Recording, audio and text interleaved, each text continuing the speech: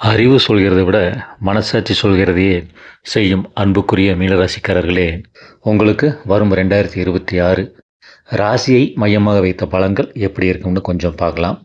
மீனராசிக்காரர்கள் அதிகபட்சம் பார்த்தீங்கன்னா, இப்போது ராசி பலன் பார்க்குறது, ஜோதிடம் பார்க்குறது அப்படின்னு இருப்பீங்க. ஏன் அப்படின்னா, உங்கள் ராசியில் இருக்கிற சனி பகவான். அதுக்கு முன்னாடி ராகு கேதுவாலையும் இடைஞ்சல் இருந்துகிட்டே இருந்துச்சு.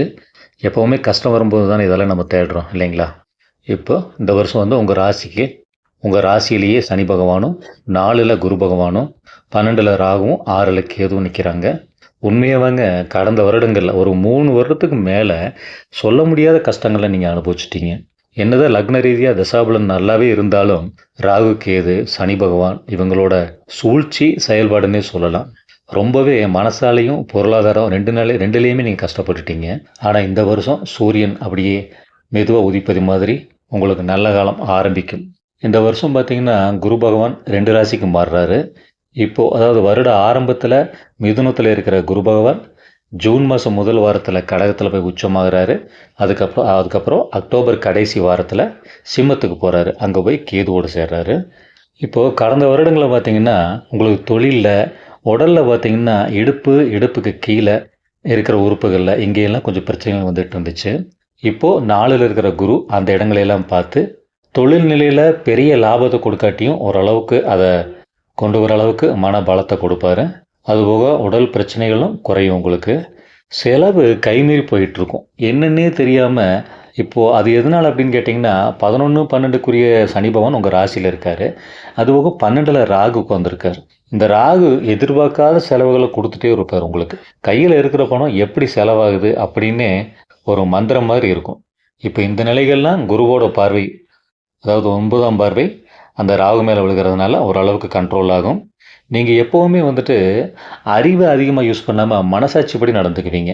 அதுதான் நம்மளை சிக்கலில் போய் நிற்க வச்சுறது. அடுத்தவங்களுக்கு உதவி செய்கிறதுலாகட்டும், இல்லை நமக்கே ஒரு பொருள் வேணும் அப்படின்னா, நீங்கள் குழந்த மாதிரிங்க. ஒன்று வேணும் அப்படின்னு சொன்னால், ஒன்று அழகாக இருந்துச்சு அப்படின்னா அதை வாங்கிறதுக்கு ஆசைப்படுவீங்க. அது மூலமாக தான் உங்களுக்கு செலவுகள் வந்து கைமீறி போயிடுது. அதெல்லாம் கொஞ்சம் கண்ட்ரோல் பண்ணிங்கனாவே, எது தேவை எது தேவையில்லை நம்ம யோசித்து முடிவு பண்ணோம்னாவே நம்ம விரயத்தை ஓரளவு கண்ட்ரோல் பண்ணிடலாம்.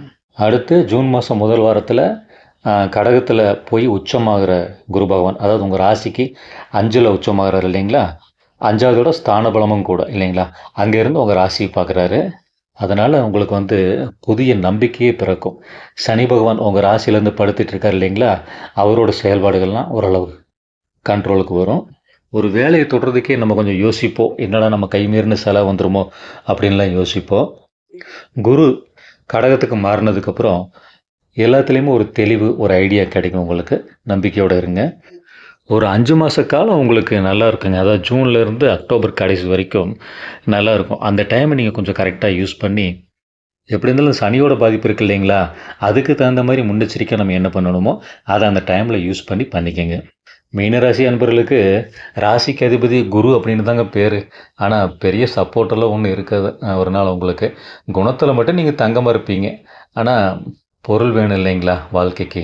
அதுக்கு காரணம் என்னங்கன்னா, உங்கள் ராசியில் வந்து பூரட்டாதி, உத்திரட்டாதி, ரேவதி அப்படி 3 நட்சத்திரம் இருக்குது. அப்போ மீனத்தில் பிறந்தீங்கன்னு பார்த்தீங்க, பூரட்டாதியில் பிறந்திருந்தீங்கன்னா அடுத்து சனி பகவான், அதுக்கடுத்து புதன் பகவானோட திசை வரும். அப்போது லக்னம் வந்து ரிஷபமாகவோ இல்லை கும்பமாகவோ இது மாதிரி வரும்போது இந்த சனி திசை, புதன் திசை இதெல்லாம் ஓரளவுக்கு யோகம் செய்யும். ஆனால் மற்ற லக்னத்துக்கு பார்த்தீங்கன்னா ரொம்ப சோதனை கொடுத்துருங்க. அது காரணம் அடுத்தடுத்து வர்ற திசை நடப்புகள் தான். கிட்டத்தட்ட பிற்கால வாழ்க்கை ஒரு 40 வயசு 45 வயசுக்கு மேலே தான் ஓரளவுக்கு நம்ம என்ன பண்ணலாம் அப்படின்னு ஐடியா கிடைக்கும். பொருளாதாரத்தில் கொஞ்சம் அடுத்த நிலைக்கு போக முடியும். இது எல்லாமே நடக்கும். மனசாட்சியோடு இருக்கிறது நல்லது தாங்க. ஆனால் ரொம்ப மனசாட்சியோடு இருந்தால் இந்த உலகம் நம்மளை யூஸ் பண்ணிட்டு போயிடும் இல்லைங்களா? அப்போ கொஞ்சம் யோசித்து நம்மளை சுற்றி இருக்கிறவங்க எப்படி இருக்கிறாங்க, என்ன ஏதுன்னு கவனித்து, யாருமே நமக்கு சும்மா எதையும் கொடுத்துட போகிறது இல்லைங்க. அதனால் அளவுக்கு அதிகமாக யாரையும் நம்பாதீங்க. அதுக்காக வெறுத்துற சொல்லலை, கொஞ்சம் எச்சரிக்கை பழகுங்க அப்படின்னு சொல்கிறேன். அப்புறம் மீனராசி பார்த்தீங்கன்னா, சின்ன வயசுலேயே சனி தசை, புதன் தசை இதுக்கெல்லாம் வர வாய்ப்புகள் அதிகம் இல்லைங்களா? அப்போ பருவ வயசு, வாலிப வயசு, ஸ்கூல் படிக்கிற வயசு இப்படி இருக்கும்போது அந்த குழந்தைங்க வந்துட்டு கொஞ்சம் எச்சரிக்கையாக இருக்கணும். அதுவும் இல்லாமல் இப்போ ராசியிலேயே சனி பகவான் இருக்கார். தேவையில்லாத வேலைகளில் ஈடுபட செய்வாருங்க. அதுவும் சனி திசையில் நடக்கிற அந்த குழந்தைகள் வந்து கொஞ்சம் எச்சரிக்கையாக இருக்கணும். மீனராசியில் இருக்கிற பிள்ளைகளோட பெற்றோர்கள் வந்து இதை கொஞ்சம் கவனிங்க. குழந்தைங்களோட சுற்றுப்புறத்தை கவனிங்க. யார் கூட பழகுறாங்க, என்ன ஏது அப்படிங்கிறத நீங்கள் கவனிச்சுட்டே இருக்கணும்.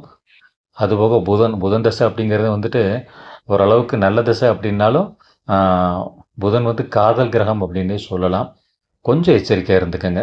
இந்த கிரகங்கள்லாம் நல்ல இடத்துல இருந்து, அதாவது லக்னத்தில் இருந்து நல்ல இடத்துல இருந்து திசை நடத்தினா நல்லாயிருக்கும், தப்பிச்சுக்கலாம். ஆனால் அமைப்பு சரியில்லை அப்படிங்கிறப்போ சில பாதிப்புகள் ஏற்படும். நம்ம கொஞ்சம் எச்சரிக்கையாக இருந்துக்கிறது நல்லது இல்லைங்களா? கடவுள் நம்பிக்கை உங்களுக்கு முன்னாடியே அதிகமாக இருக்கும். கடவுளை பிடிச்சிக்கங்க. திருச்செந்தூர் போயிட்டு வாங்க. முடிஞ்சால் திருச்செந்தூர் போங்க. இல்லை பக்கத்தில் இருக்கிற முருகனையே பிடிச்சிக்கங்க. தட்சிணாமூர்த்தியை பிடிங்க. இல்லைன்னா வீட்டிலேயே நெய் விளக்கு ஏற்றி அதுக்கு முன்னாடி உட்காந்து அமைதியாக ஒரு 10 நிமிஷம் உட்காந்து தியானம் பண்ணுங்கள். என்ன செய்யலாம் அப்படிங்கிற ஒரு தெளிவு பிறக்கும். இடம், வீடு வாசல் இதெல்லாம் வாங்குகிற அந்த வாய்ப்பு இருக்கிற நண்பர்கள் கொஞ்சம் கவனமாக இருங்க. காரு, பைக்கு, அப்புறம் இந்த லோடு அடிக்கிற வண்டி இருக்குது இல்லைங்களா, அதெல்லாம் தான் தாராளமாக வாங்கலாம். அதுலலாம் ஒன்றும் பெரிய பிரச்சனை வராது. செவ்வாய் வந்து உங்கள் ராசிக்கு யோககாரகன். அப்போ செவ்வாய் வந்து குரு பார்வையில் இருக்கும்போது இந்த காரியத்தில் இறங்க நல்லாயிருக்கும். 40 வயசுக்கு மேற்பட்டவங்க வந்துங்க, சப்போஸ் உங்களுக்கு சுக்கிர தசையெல்லாம் நடந்துச்சு அப்படின்னா, கொஞ்சம் வெயிட் பண்ணுங்கள். அதாவது தொழிலில் வந்துட்டு பெரிய முன்னேற்றம் இருக்காது, பின்னாடியும் தள்ளாது. ஒரு நியூட்ரலாக போயிட்டுருக்கும். அது இந்த சனியோட வேலை. சனி பகவான் வந்து அடுத்து மாறுற வரைக்கும் கொஞ்சம் வெயிட் பண்ணுங்கள். அவரோட வீரியம் குறைஞ்சிரும்.